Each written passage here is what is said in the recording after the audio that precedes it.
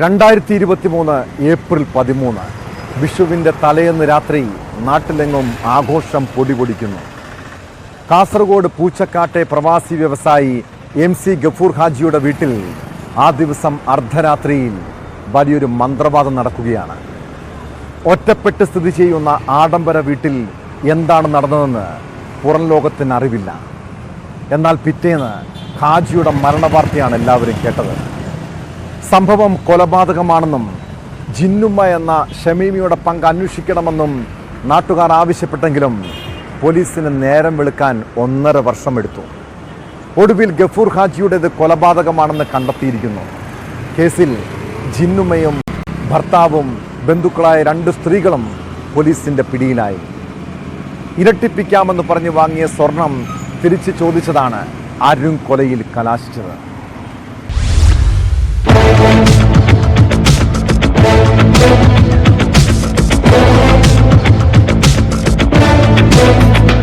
പ്രവാസി വ്യവസായി പൂച്ചക്കാട് ഫറൂഖ്യ മസ്ജിദിന് സമീപം ബൈത്തുൽ റഹിമയിലെ MC അബ്ദുൽ ഗഫൂർ ഹാജിയുടെ മരണം ഏറെ വാർത്താ പ്രാധാന്യം നേടിയിരുന്നു. 1.5 വർഷത്തിനിപ്പുറമാണ് കേസിലെ ദുരൂഹതകളുടെ ചുരുളഴിഞ്ഞത്. സംഭവത്തിൽ മന്ത്രവാദിനി എന്ന് നാട്ടിലറിയപ്പെടുന്ന യുവതിയും ഭർത്താവും 2 സ്ത്രീകളുമടക്കം 4 പേരെ കേസന്വേഷിക്കുന്ന പ്രത്യേക സംഘം അറസ്റ്റ് ചെയ്തു. മാങ്ങാട് കൂളിക്കുന്ന് സ്വദേശിനി ജിന്നുമ്മ എന്ന ഷമീമ, ഇവരുടെ ഭർത്താവ് ഉബൈസ്, സഹായികളായ പൂച്ചക്കാട് സ്വദേശിനി അസ്നിഫ, മധൂർ സ്വദേശിനി ആയിഷ എന്നിവരാണ് അറസ്റ്റിലായത്.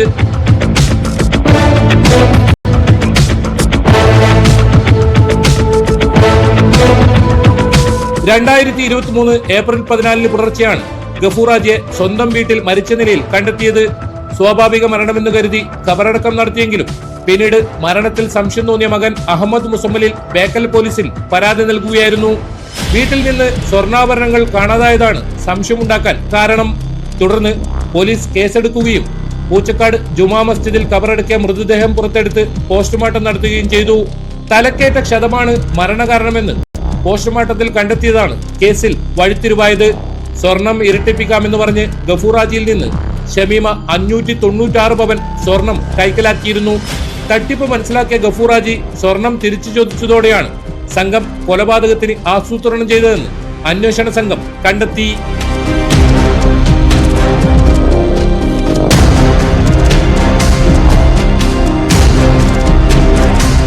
വീണ്ടും ഒരു മന്ത്രവാദം നടത്താനുണ്ടെന്ന് വിശ്വസിപ്പിച്ച് ഗഫൂർ ഹാജിയുടെ വീട്ടിലെത്തിയ സംഘം കൊലപാതകം നടത്തുകയായിരുന്നു.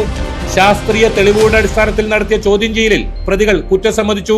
തല ചുമരിലിടിച്ചാണ് കൊലപാതകം നടത്തിയെന്നാണ് പ്രതികളുടെ മൊഴി. മന്ത്രവാദം നടത്തുന്ന സമയത്ത് വീട്ടിൽ മറ്റാരും ഉണ്ടാകരുതെന്ന് പറഞ്ഞതിന്റെ അടിസ്ഥാനത്തിൽ ഗഫൂർ ഹാജി കുടുംബാംഗങ്ങളെ ബന്ധുവീട്ടിലേക്ക് മാറ്റിയിരുന്നു. കുടുംബാംഗങ്ങളിൽ നിന്നായി ഗഫൂർ ഹാജി സ്വരൂപിച്ച സ്വർണമാണ് സംഘം തട്ടിയെടുത്തത്.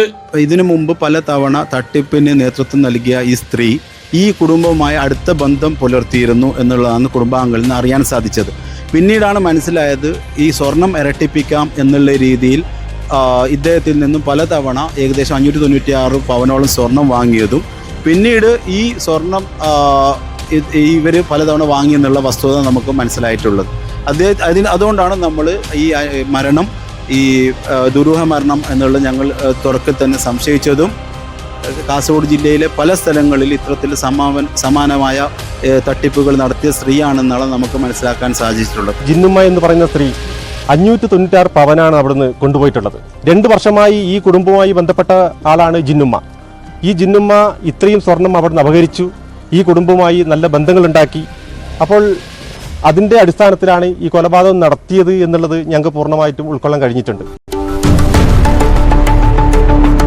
യുവതിയുടെ സഹായികളായി പ്രവർത്തിക്കുന്നവരുടെ ബാങ്ക് അക്കൗണ്ടുകളിൽ വലിയ തുക നിക്ഷേപം വന്നതായി പോലീസ് കണ്ടെത്തി. ഗഫൂർ ഹാജിയിൽ നിന്നും യുവതി 10 ലക്ഷം രൂപയും സ്വർണ്ണാഭരണങ്ങളും നേരത്തെ കൈപ്പറ്റിയതിന്റെ രേഖകളും അന്വേഷണ സംഘം ശേഖരിച്ചിട്ടുണ്ട്. 2014 ഹണി ട്രാപ്പിൽപ്പെടുത്തി ആഭരണങ്ങളും പണവും തട്ടിയെടുത്ത കേസിൽ 14 ദിവസം യുവതിയും ഭർത്താവും റിമാൻഡിലായിരുന്നു.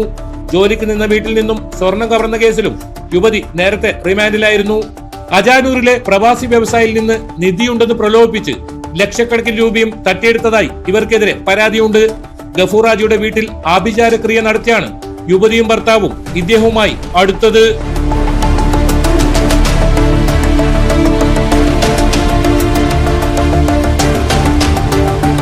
അന്ധവിശ്വാസം മുതലെടുത്ത് നിരവധി പേരെയാണ് ഷമീമ കബളിപ്പിച്ചിട്ടുള്ളതെന്ന് പോലീസ് പറയുന്നു. മന്ത്രവാദവും കൂടോത്രം കുഴിച്ചെടുക്കലും മാന്ത്രിക തകിടുകെട്ടലുമൊക്കെ പാതിരാത്രിയിലാണ് നടത്തി വന്നിരുന്നതെന്നും പോലീസ് കണ്ടെത്തിയിട്ടുണ്ട്. മലയാളം സംസാരിക്കുന്ന കർണാടകക്കാരിയായ പാത്തൂട്ടി എന്ന പെൺകുട്ടിയുടെ ആത്മാവ് ശരീരത്തിൽ പ്രവേശിക്കുമെന്നാണ് ഷമീമ ആളുകളെ വിശ്വസിപ്പിച്ചിരുന്നത്. തുടർന്ന് മന്ത്രവാദിനി ഉറഞ്ഞുതുള്ളി പരിഹാരക്രിയകൾ നിർദ്ദേശിക്കും. ആഭിചാരക്രിയ കഴിയുമ്പോൾ തട്ടിപ്പ് സംഘം ഇരയിൽ നിന്നും സ്വർണ്ണാഭരണങ്ങളടക്കം ലക്ഷങ്ങൾ കൈക്കലാക്കി കഴിഞ്ഞിട്ടുണ്ടാകും. ജിന്നുമ്മയുടെ തട്ടിപ്പുകൾ സംബന്ധിച്ച് കൂടുതൽ അന്വേഷണം നടത്താനാണ് പോലീസിന്റെ തീരുമാനം.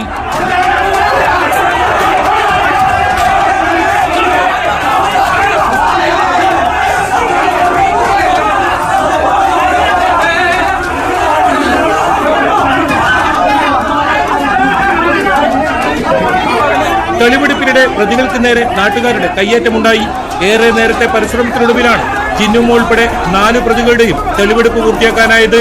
വൻ പോലീസ് സന്നാഹത്തോടെയായിരുന്നു തെളിവെടുപ്പ്.